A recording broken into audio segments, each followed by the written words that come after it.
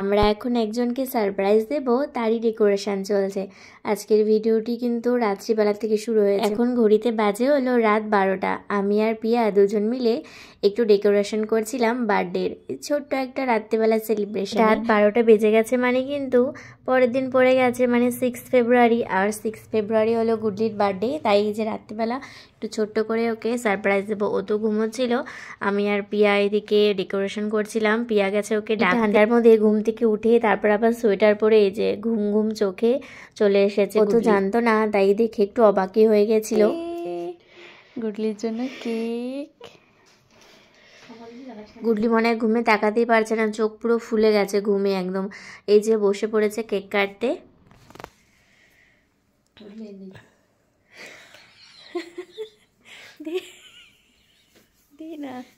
দে না ধরবে, তাহলে মানুষ বুঝতে পারবে কেন হাসতেছে।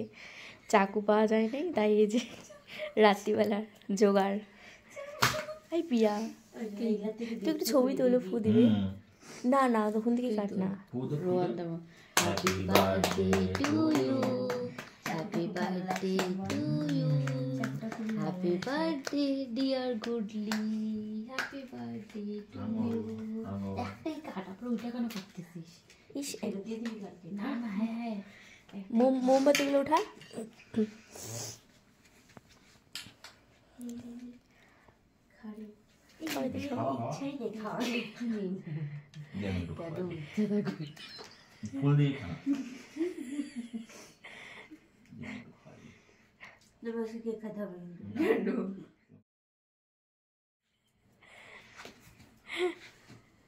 গুডলির বার্থডে এখানেই সম্পূর্ণ।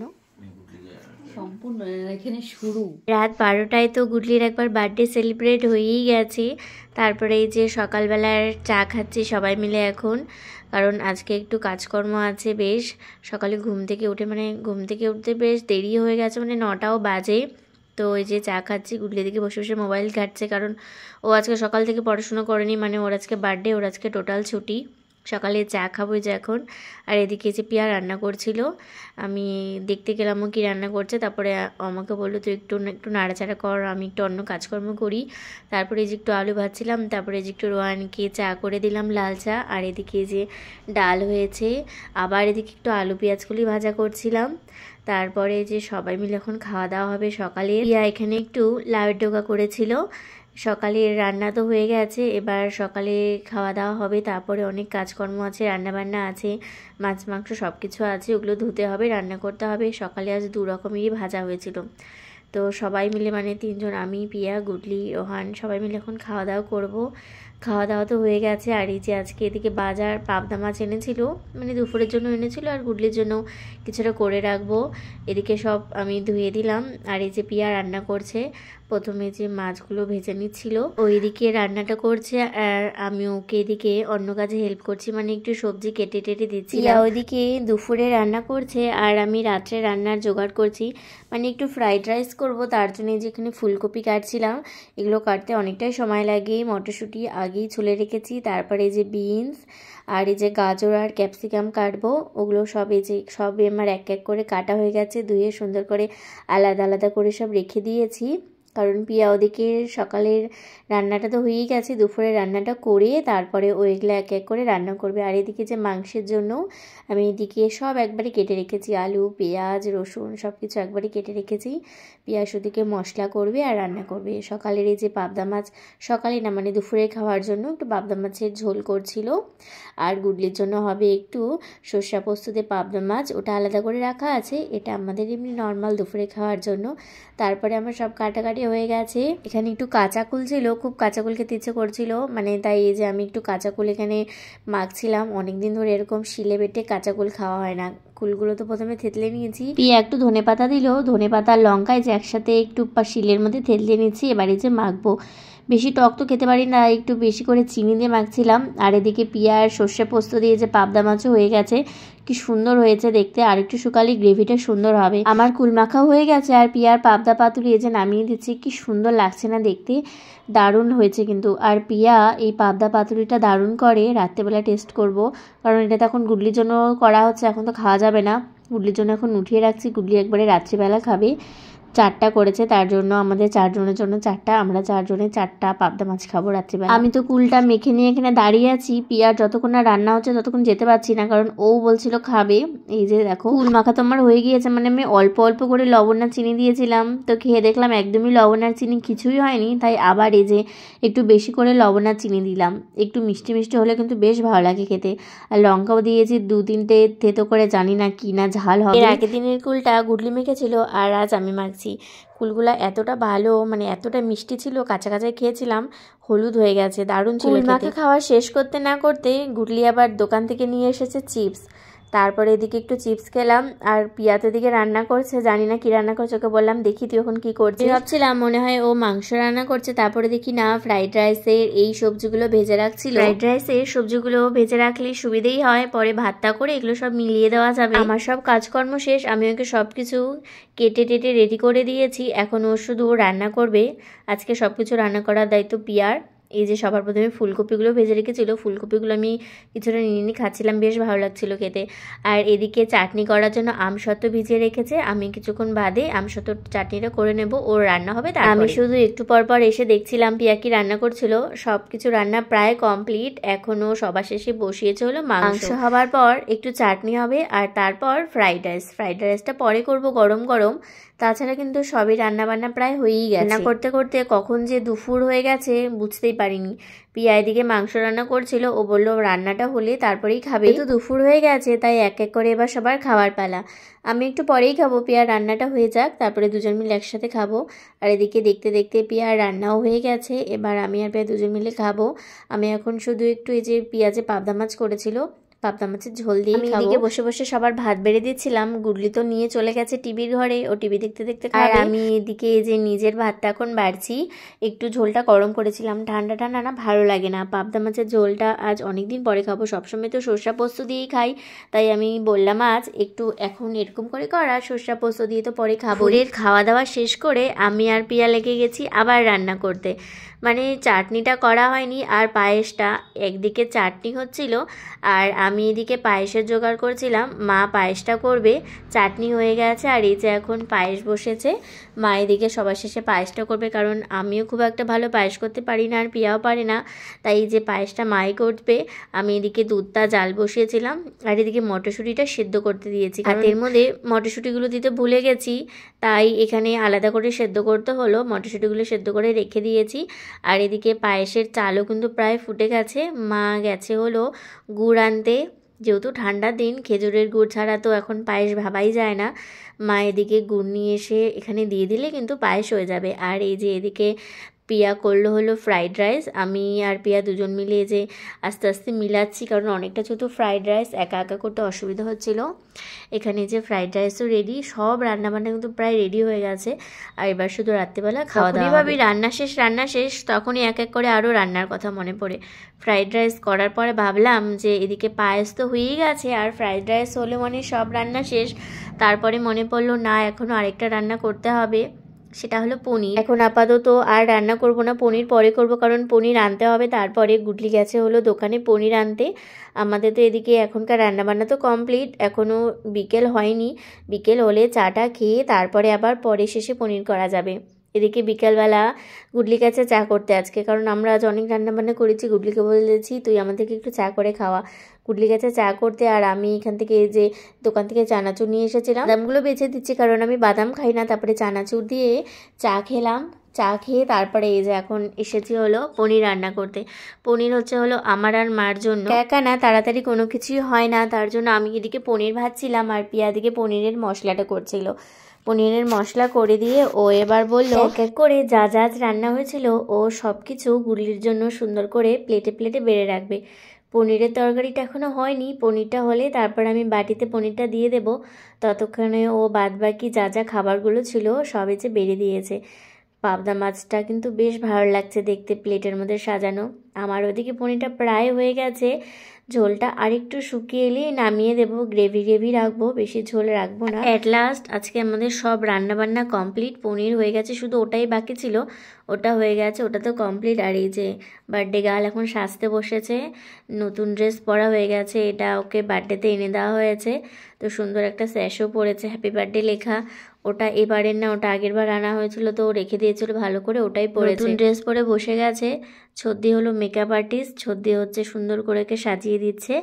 সাজানো হলে তারপরে এদিকে কেক কাটা হবে। সাজ তো হয়ে গেছে, আর এদিকে দেখতে দেখতে ঘড়িতে 9টাও বেজে গেছে, কেক কাটতে হবে। আমি আর পিয়া এখানে একটু টেবিলটা ডেকোরেশন করছিলাম। এগুলো সব পিয়ার গাছের চন্দ্রমল্লিকা ফুল আগেই ছিঁড়ে রেখেছিলাম, অন্য কালারের পাইনি, সব কালারের শেষ হয়ে গেছিলো, এখন শুধু ইয়েলো কালারের আছে। ভেবেছিলাম হোয়াইট কালারেরটা নেব, তো হোয়াইট কালারের একটাও ছিল না, চাদরের সাথে প্রায় ম্যাচিং করে গেছে। অন্য কিছু পাচ্ছিলামও না টেবিলে পাতার।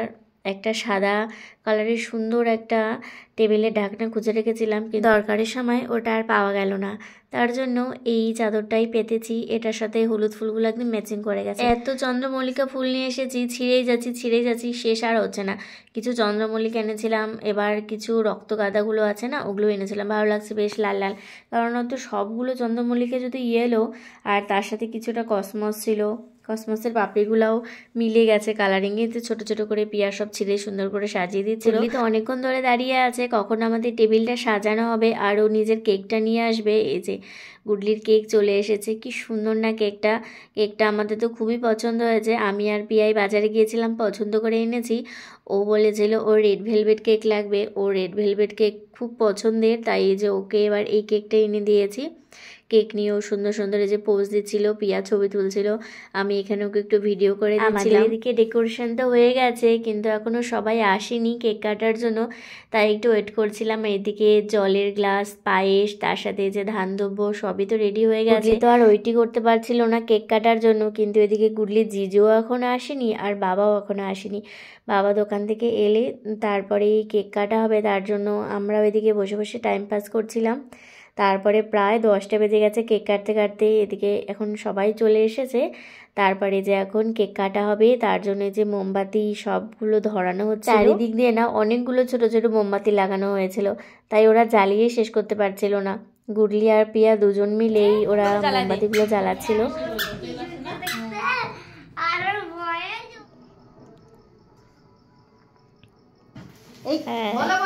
Happy birthday to you, happy birthday to you, happy birthday Goodley,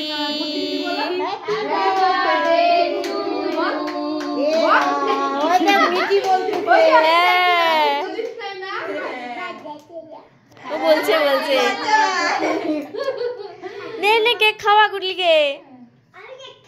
হ্যাঁ ও গুডলিকে খাই না কেন খাই না,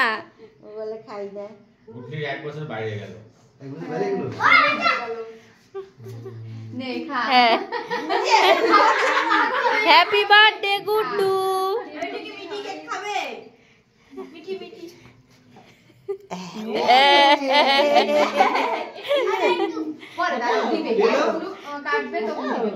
সবাই খাওয়াই নি আগে মিমিনে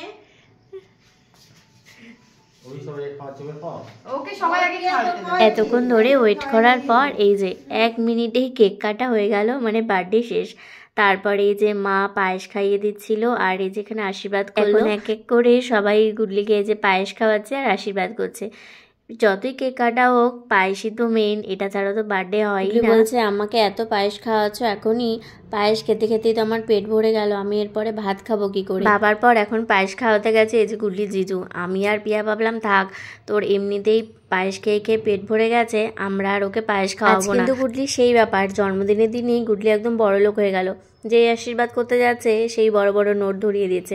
আর এদিক থেকে পিয়া বলছে আমি তোর জন্য এত কষ্ট করে রান্না বান্না করেছি, সবকিছু আমাকে দে। কাটার পর সবাই তো খেয়ে দিয়ে চলে গেছে, আর এই যে এখন সবার লাস্টেই যে আমাদের মহারানী এখন খেতে বসেছে টেবিলের ওপরে। ও নিচে বসবে না, ওকে টেবিলের মধ্যে ওটা কি সুন্দর করে সাজিয়ে খেতে দিতে হবে।